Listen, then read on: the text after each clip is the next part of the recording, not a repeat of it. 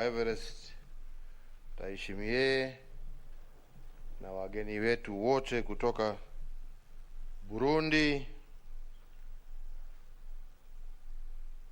officers, all ladies and gentlemen, let me say what a great pleasure it is to be here today as we launch the Kenya Shipyards Limited here in Kisumu. This is not only a significant milestone, but also a transformative one for the maritime transport within Lake Victoria.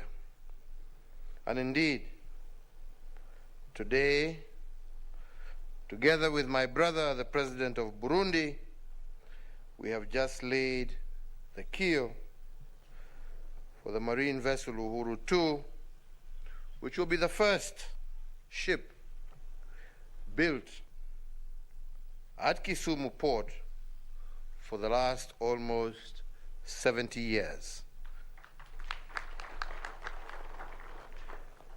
This vessel will support our sister ship, which we rehabilitated, and as the CDF has said, has caused alone the movement of over 50 million liters of fuel between this port city of Kisumu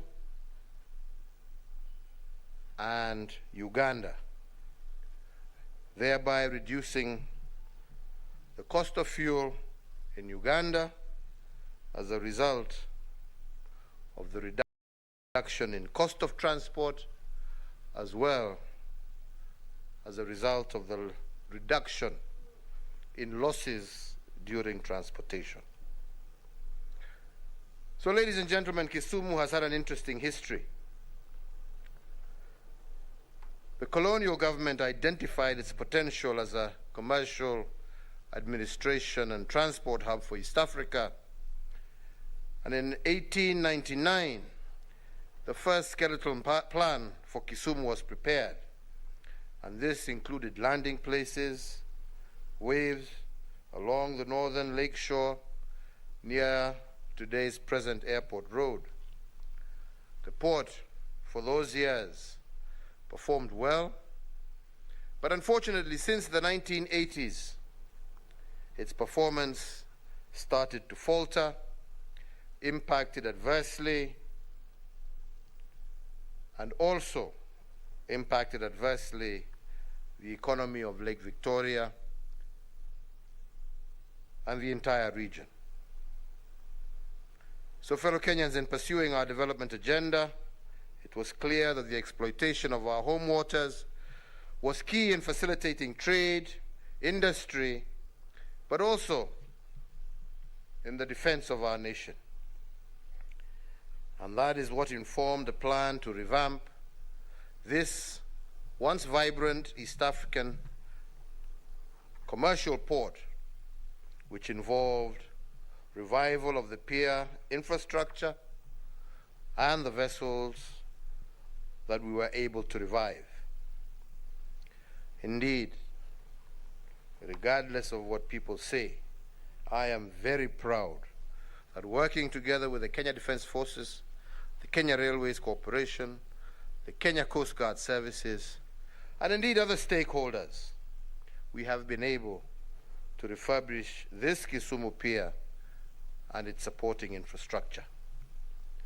This multi-agency setup has revived the original Uhuru 1 to seaworthy state, and in the last few months, we have just heard of the activity that this vessel has undertaken in 3 East African ports, largely Kisumu here, Jinja in Uganda, and also Musoma in Tanzania. Our presence on this pier today is therefore a culmination of the vision of those that came before us to grow this facility, the mainstay of Kisumu County and the larger Nyanza Western regions.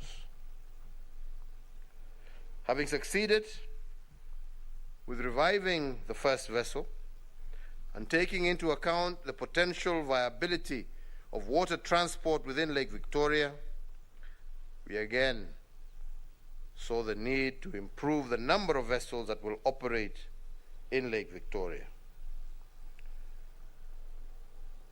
Today, we launch MV Uhuru 2, not launch, but we lay the keel, the first vessel that Kenya Shipyards Limited will build. And I believe this initiative exemplifies the notion that you do not create prosperity by stimulating economies, but rather you create prosperity by enabling people. The men and women involved in refurbishing this pier, in the construction of MV Uhuru 2, will demonstrate our commitment to identify, harness, and grow the skills needed to build our economy. In tune with the Big Four agenda, the Kenya Shipyards Limited will catalyze shipbuilding and technology transfer, and we shall provide an opportunity for the improvement of our metalwork operations, fitting out areas, hull design, assembly and production, slipways, dockyards, propulsion, navigation technology, vessel superstructure, which will set our standard for advancement in the global shipbuilding industry. This being the direct jobs that will relate to shipbuilding, without mention of what benefit it will bring to the development of our steel industry and other associated industries that will benefit directly from this facility and a similar facility that shall be ready in Mutongwe by July of this year. In so doing, we will be providing decent and gainful employment to many Kenyans. Indeed, as our MD, Brigadier Otieno, has just confirmed, just in the construction of the pier, over between 300 and 400 Kenyans have been employed at this facility. And with the keel laying done today, over 1,000 young men and women will be employed here in the construction of the new vessel.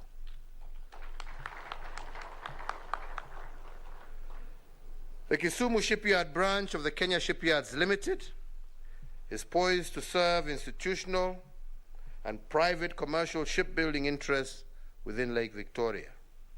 Further, the Kenya Shipyards Limited is also poised to offer refit, maintenance, repairs, services of all seagoing vessels.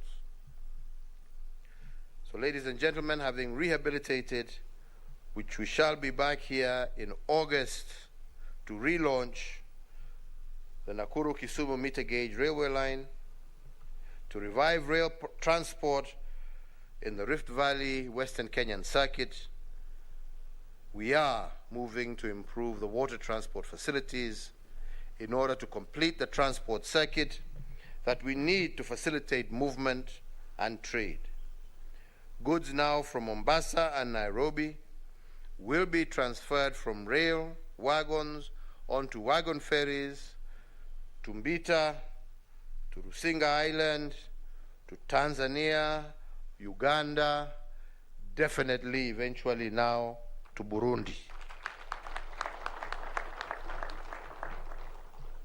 Concurrently, agricultural produce, manufactured goods from the wider Western Kenya region will also find a reliable and cost-effective mode of transport to Nairobi, Mombasa, and beyond. So today I urge county governments of the Western, South Rift, and Lake Victoria Basin regions to start drawing up strategies to revive farming and industrial activities by helping our people to be food secure. I believe we will be able to unlock the industrial potential of this region and indeed of the entire country. In the spirit of improving the social and commercial relations with all our neighbors, Tanzania, Uganda, Rwanda, and Burundi, Kisumu City becomes Kenya's frontier for trade and transport in this region. With an international airport, a pier, a railway station, this city will actualize the vision that the founding fathers of the East African community had. In concluding the remarks I want to once again commend the Kenya Defence Forces, Kenya Railways Corporation, our National Police Service, the Kenya Maritime Authority.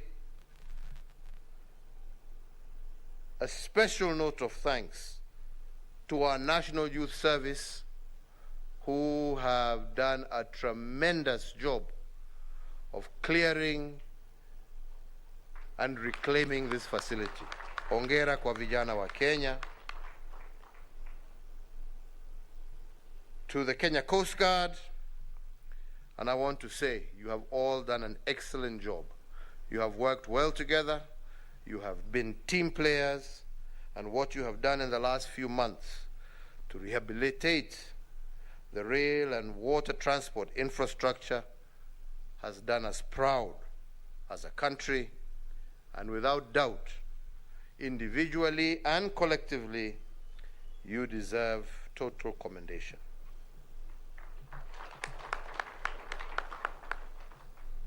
Kwa kumalizia, mimi niseme tu niko na furaha tele kwa sababu hii ni ndoto ya watu ambao walikuweko mbele yetu, lakini ndoto ambaye ilikatwa kwa sababu ya udhaifu wetu sisi kama Wakenya. Na sasa tumeanza kufufua hiyo ndoto. Tumeanza kufufua hiyo ndoto, ndio wananchi wa Jamhuri hii ya Kenya waweze kuwa na nafasi za kazi ambazo zinastahili, kazi ambayo mtu anaweza kujua ya kwamba anaamkia kazi ya asubuhi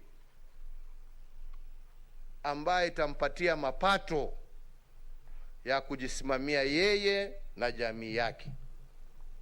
Na mambo hii yote, na sitachoka kusema, imewezekana kwa sababu ya amani na umoja ambaye tumekuwa nao katika taifa letu la Kenya. Kama sio hiyo amani, ingekuwa ngumu sana kuwa tumekuja hapa kuangalia infrastructure kama hii ambayo ilikuwa imepotea, kujadiliana na viongozi. Nataka nimshukuru Waziri Mkuu awali Mheshimiwa Raila Odinga, nishukuru county government ya Kisumu kwa sababu tumetembea nao hapa. Wakati tulizunguka hapa tulikuwa tunakimbizana huku na nyoka na nini huku, mambo ingine hapa makali kali, na tukaketi na tukasema tutafanya kazi pamoja na tuhakikishe ya kwamba tumeifufua. Leo ndio sisi tuko hapa jameni. Leo ndio sisi tuko hapa. Leo hawa ni vijana 300 ambao hawakuwa na pahali ambao wanafanya kazi hapa. Kuanzia wiki ijayo, hawa ni vijana wengine 1000 ambao watakuwa hapa wakifanya kazi ya kujenga hii mashua mpya ambaye tumeianzisha leo. Jameni, tusipuuze amani, kwa sababu ni rahisi sana kwa mtu kuzoea kitu ambacho inaitwa amani. Uliza ndugu yangu ambaye ameketi hapa. Amani sio kitu ya kuchezea. Watu wanaiona tu, mnafikiria ni mchezo. Amani sio mchezo. Kitu kidogo kichome nchi na ni kilio na umwagikaji wa damu. lakini Wakenya wakijitolea waseme sisi tutakuwa kitu kimoja, angalia yale ambaye tuna uwezo ya kutimiza. Kwa hivyo wenzangu, tupendane na tushirikiane. Na kwa wale ambao wanalia kwa nini jeshi, hata mnaenda mpaka kotini kusema, kwani mnafikiria wanajeshi sio wa Kenya? Mkono ambao unabeba bunduki una uwezo pia wa kubeba jembe, na ni jukumu letu kutumia nafasi zote ambazo tuko nazo kujenga taifa letu. Jameni, tulieni, kwa sababu umesikia na nilisema wakati tulikuwa KMC, hakuna serikali ambaye imepitia. Serikali ya Rais Kibaki ikakuja ikasema wanataka kufufua KMC. Hiyo ilikuwa serikali ya muungano pamoja na Mheshimiwa Raila Odinga, wakaweka bilioni 1.5 billion kwa KMC, wakaenda kupaka rangi manyumba, kudanganya watu huko kuna kitu imefanyika. Sisi tumekuja tumeweka on top of it zaidi ya ingine shilingi bilioni 2 kwa hiyo kiwanda, wakapaka wakaongeza rangi ile walikuwa wamekosa kuongeza wakati ya Kibaki.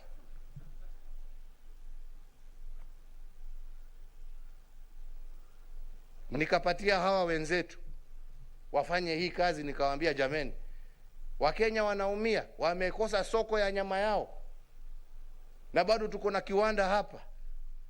Wanajeshi wameingia huko na chini ya milioni 300 tunachinja nyama huko. Alafu unasikia wananchi hapa wakiwa sio wananchi, viongozi, mtateta, shauri yenu, lakini kazi tutafanya, kwa sababu jukumu letu ni kutendea wananchi. Look at what is going on. This was a lost case. We have no problem. I only wish our civilian operators, our civilian administrators, our civilians who we give jobs in parastatals, in ministries, would just do a quarter of what our brothers and sisters are doing here. Kenya would be transformed. Kwa hivyo, mwache kuchochea. Mkitaka kuchochea, mtachochea mimi nikiondoka. Lakini kwa wakati yangu, mimi naendelea hii barabara. Kuna njia ingine. Na tutakuwa Mombasa, tufufue hiyo, tuendelee, na tutarudi, tuzindue reli, na reli hiyo tutaitoa huko, na tutajenga na wao, na watu ya Kenya Railways, na tukifika Kisumu, mtaendelea kupiga kelele, tutaiweka moto tena, tuanze mpaka tufike Butere, mtapiga kelele tukifanya kazi. Si ni namna hiyo? Haya. Mimi nasema asante sana kwa wale wote ambao wamehusika. Ndugu yangu, mimi najua hata nchi zetu jirani kama Burundi, Rwanda, Tanzania, zote zitafaidika kwa sababu ya kufufua port hii yetu ya Kisumu. Na mimi najua ya kwamba hii port pia itaimarisha uhusiano wetu kama nchi za Afrika Mashariki, itaimarisha uhusiano ya wananchi wetu. Tuwe wananchi wa Afrika Mashariki kwa sababu matembezi pia yatakuwa rahisi, na hiyo ndiyo tuataka. Na mimi nawauliza viongozi, tusigawanyishe wa Kenya na story ambazo haziwezi saidia. Tuwaunganishe na tuwatendee kwa mambo ambayo yatajenga na yatabadilisha maisha ya Wakenya wa kawaida wa Jamhuri ya Kenya. Nasema Mungu awabariki na Mungu awalinde. Asanteni sana.